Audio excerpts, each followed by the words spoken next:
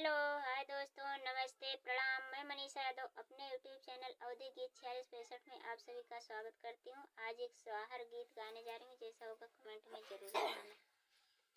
कहाँ वही जाना में है रामा हो, कहाँ पे भैया लक्ष्मण हो, कहाँ पे भैया लक्ष्मण हो मोरी सखिया, कहाँ पे जाना में का धैया हो तब बाजत है बाधैया हो तब बाजत है बाधैया हो, के करे ही जाना में है रामा हो, के करे भैया लक्ष्मण हो, के करे भैया लक्ष्मण हो मोरी सखिया, के करे जाना में कान्हैया हो तब बाजत है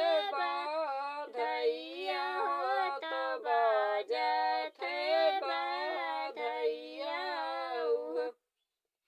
अयोध्या में जाना में है रामा हो, अयोध्या भैया लक्ष्मण हो, अयोध्या भैया लक्ष्मण हो मोरी सखिया, गोकुला में जाना में है कन्हैया हो तब बाजत है बाधैया हो तब बाजत है बाधैया हो।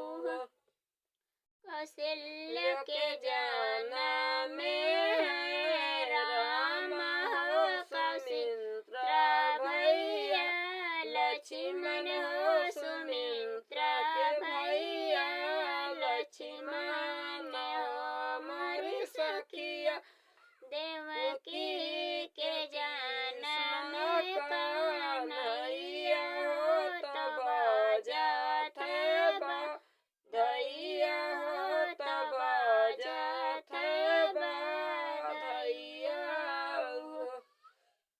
कहु कराना कहाँ है रामा हो, तो कहु भैया लक्ष्मण हो, तो कहु भैया लक्ष्मण हो मोरी सखिया, कहु कराना काका नैया हो तब बाजत है बाधैया हो तब बाजत है बाधैया हो।